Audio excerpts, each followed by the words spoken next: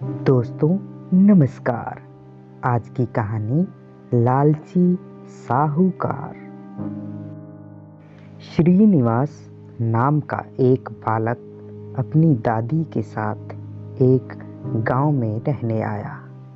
वे दोनों गांव के साहूकार के पास पहुंचे। साहूकार अपनी तोंद फुलाए कुर्सी पर बैठा था। दादी और पोते ने साहूकार को प्रणाम किया। दादी ने उससे कहा, मालिक, हम दूसरे गांव से आए हैं, अब यही रहना चाहते हैं।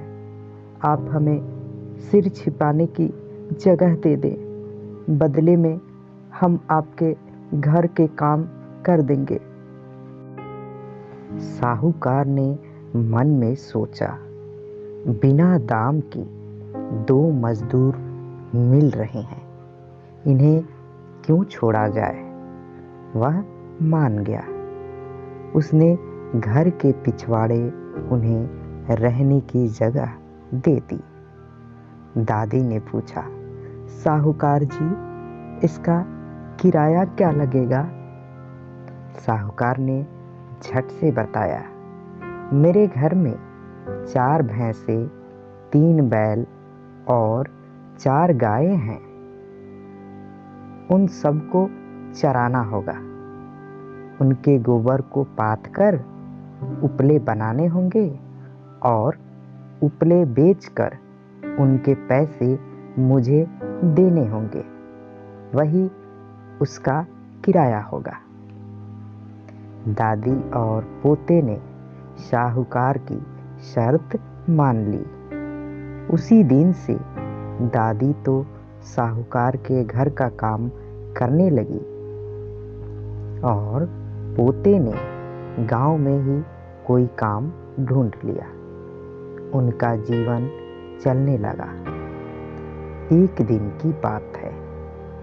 साहूकार के दरवाजे पर फटे हाल एक भिखारी आ गया। साहूकार ऊंची आवाज में बोला, चलो चलो, आगे बढ़ो, मेरे पास कुछ नहीं है। वह भिखारी घूमकर पिछवाड़े की ओर आ गया। दादी को उस पर दया आ गई। घर में जो खाना बना हुआ रखा था वह उसने भिखारी को दे दिया। विदा होने से पहले भिखारी दादी की हथेली पर एक दमड़ी रखते हुए बोला, माँ, तुम इससे अपने पोते के लिए मुरमुरे खरीद लेना। दादी ने उस दमड़ी को अपनी संदूकची में रख दिया। वह सोच में थी कि आज अपने पोते को क्या खिलाएगी।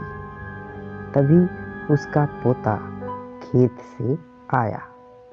वह भूखा था।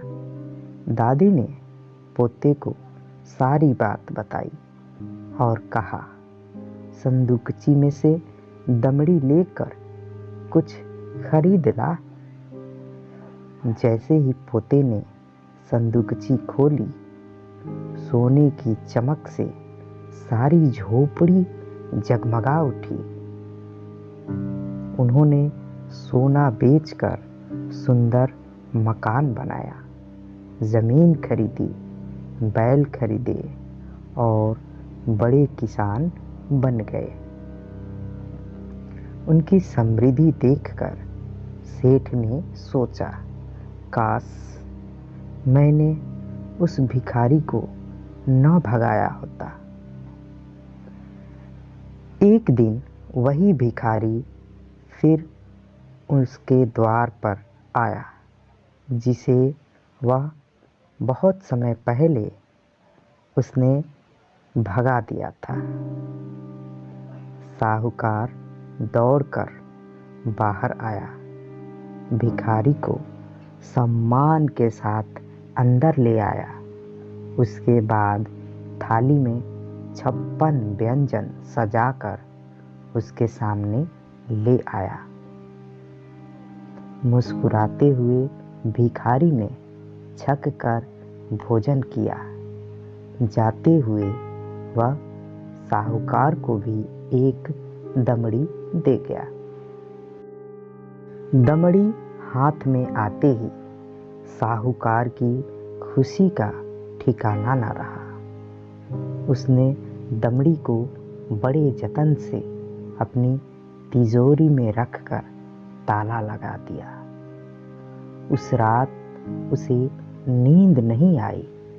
वह बार बार तिजोरी के पास आता और फिर बिस्तर पर लेट जाता। इस तरह पूरी रात घूमते हुए बीती।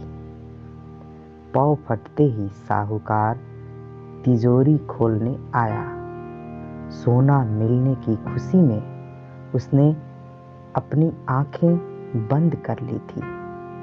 वह सोच रहा था कि उसकी पूरी तिजोरी जगमग कर रही होगी, लेकिन यह क्या हुआ? तो बिल्कुल उल्टा। उसकी तिजोरी में रखा हुआ धन कोयला बन चुका था। साहूकार समझ गया कि यह सब करनी का फल है।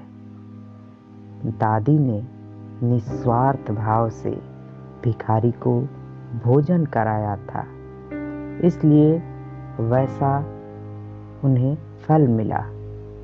उसने लालच में आकर भिखारी को भोजन दिया था, सो ऐसा फल मिला। इसके बाद से साहूकार का व्यवहार हमेशा के लिए बदल गया। दादी और पोते ने उसे अच्छा सबक सिखा दिया। तो दोस्तों, ये थी आज की कहानी। आपको कैसी लगी कमेंट में ज़रूर बताएं। मिलते हैं एक और कहानी लेकर। तब तक के लिए नमस्कार। जय हिंद। वंदे मातरम।